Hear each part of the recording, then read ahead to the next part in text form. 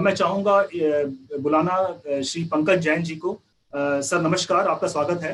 तो पहले तो आप बताएं कि साइट पे काम शुरू हो गया है, अगर हो गया है तो क्या क्या प्रिकॉशन जो है वो रखने पड़ रहे हैं, क्योंकि बहुत से छोटे बिल्डर जो सही जानते नहीं कि दिशा निर्देश क्या है गवर्नमेंट की तरफ से उनके लिए। राकेश जी, सेंट्रल गवर्नमेंट की गाइडलाइन के बाद में हम लोगों ने यहाँ पे अप्लाई किया जीडीए के अंदर, और प्रॉपर ऑथराइज तरीके से उसकी परमिशन लेने के बाद में हम लोगों ने काम स्टार्ट कर दिया है।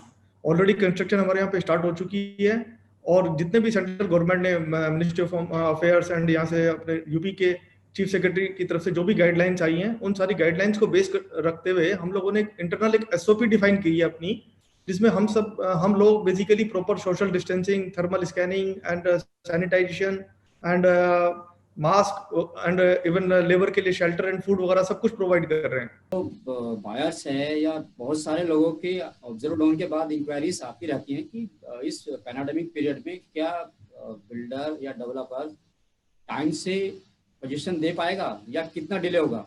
आपने जैसे आपका प्रोजेक्ट है, आपने काफ़ी काम आपका शायद पूरा हो चुका है यहाँ पे, जैसे एक दो बार हम साइट पे विजिट भी किया था साइट में। तो आप बताइए कि आपकी स्ट्रेटेजी क्या है और किस तरह से आप किस रणनीति के तहत अपने टाइमली प्रोजेक्ट पोजीशन कैसे दे पाएंगे, थोड़ा सा इसका आइडिया दीजिए। और लोगों की क्या स्थिति है, अगर इंडस्ट्री के बारे में कुछ बोलना चाहेंगे तो उसके बारे में भी थोड़ा सा।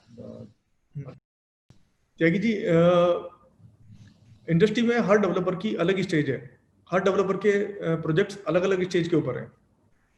अगर मैं पर्टिकुलर अपनी बातें करता हूँ, पहले तो मैं इंडस्ट्री के बारे में थोड़ा सा शेयर करना चाहूँ।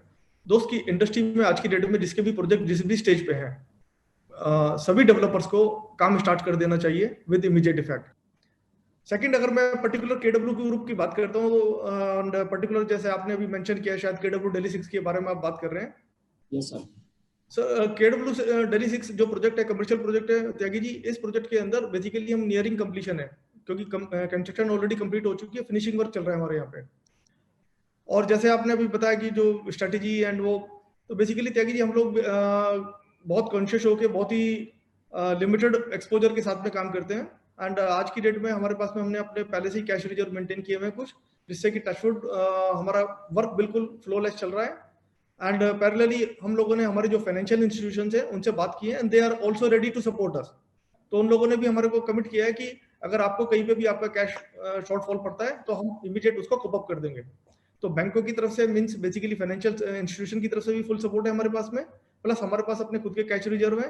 तो इसलिए हम लोगों को पूरी उम्मीद है कि अगर फर्दर कोई और नए चैलेंजेस नहीं आते इंडस्ट्री के अंदर तो हमारे प्रोजेक्ट टाइम से कंप्लीट हो जाएंगे।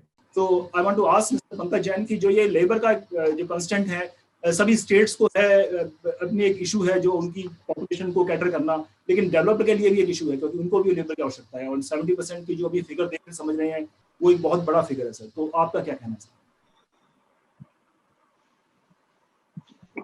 पर्टिकुलर मैं अगर अपनी बात करता हूं तो हम लोगों ने हमारे यहाँ पे जितने भी लेबर काम कर रही थी, हमारे एडजॉइनिंग साइट पे हमने उनके लिए शेल्टर प्रोवाइड किया हुआ था। और ड्यूरिंग द लॉकडाउन हम लोगों ने उनको पूरा कैटर किया, उनको सारी सर्विसेज प्रोवाइड की, फूड एंड शेल्टर वगैरह सब कुछ, सारा टाइमली हाइजीन वगैरह प्रॉपर मेंटेन किया। तो हमारी जो लेबर है 90% of them are with us. मेरा ये है कि जैसा आप कामयाब रहे इस सिचुएशन को हैंडल करने, वो क्या चीजें थी या क्या वजह थी जिन्हें आपने as a precautionary measure time को देखते हुए ले लिया था, और जो लोग बेचारे नहीं ले पाए हैं तो क्या अभी भी वो रिकवर कर सकते हैं उसको? ऐसा कुछ क्या आप इंडस्ट्री के लिए कुछ अपने मॉडल को शेयर करना चाहेंगे? या राकेश जी, मैं थोड़ा सा केडब्ल्यू ग्रुप के बारे में ब्रीफ कर देता हूँ। केडब्ल्यू ग्रुप दोस्त हम लोग पिछले 21 साल से इंडस्ट्री के अंदर है।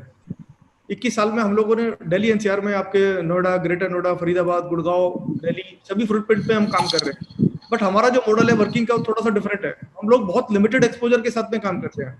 हम एक बार में 10-20 प्रोजेक्ट नहीं स्टार्ट कर रहे हैं। हम लोग क्या करते हैं, 2-3 या 4 प्रोजेक्ट एक बार में स्टार्ट करते हैं। जैसे जैसे ऑफलोड होना स्टार्ट होते हैं तो हम दूसरा प्रोजेक्ट टेकअप करते हैं। मैं जैन साहब से रिक्वेस्ट करूंगा कि इसको समाप्त करते हुए अपने जो बायर्स हैं या जो इंडस्ट्री में जो लोग इन्वेस्ट करना चाहते हैं उनके 2 शब्दों में क्या कहना चाहेंगे, फटाफट कहिए सर। त्यागी जी, बेसिकली आज का, जैसे भी रजत जी ने भी बताया है कि आज का टाइम जो बेस्ट टाइम है इन्वेस्टर्स के लिए और एंड यूजर के लिए, क्योंकि जितनी स्कीम आज की डेट में फ्लोट हो रखी है उतनी स्कीम फ्यूचर में कभी मिलने वाली नहीं है। जो आज की डेट में उनको ऑफर मिल रही है, पेमेंट प्लान में रिलैक्सेशन दे रहे हैं। जो पहले हम लोग कस्टमर को बोलते थे जी 100% पेमेंट आज की डेट में चाहिए, आज की डेट में हम भी उनको ऑफर कर रहे हैं कि भाई ठीक है, पार्ट में पेमेंट कर सकते हैं। तो जितना ज्यादा रिलैक्सेशन, जितनी ज्यादा स्कीम आज की डेट में फ्लोट कर रखी है डेवलपर्स ने, तो इन्वेस्टर्स के लिए और बायर के लिए बेस्ट टाइम है। शायद फ्यूचर में कभी ये टाइम कभी रिपीट नहीं होगा। एंड सेकेंडली, एक और बहुत बड़ा बेनिफिट है कस्टमर के लिए एंड इन्वेस्टर्स के लिए, वो है इन्वेंट्री का। अगर आज की डेट के बाद में प्राइसेस बढ़ जाएंगे डेफिनेटली, क्योंकि जैसे रीमा जी ने भी मेंशन किया कि टाइम बाद में ये जो नॉर्मलाइज पोजीशन में आने के बाद में चेंज हो जाएगा, प्राइसेस वापस अपने प्लेटफॉर्म पे आ जाएंगे, क्योंकि ऑलरेडी जो प्राइसेस रियल एस्टेट में चल रहे हैं उससे नीचे तो कुछ है ही नहीं, जा ही नहीं सकता।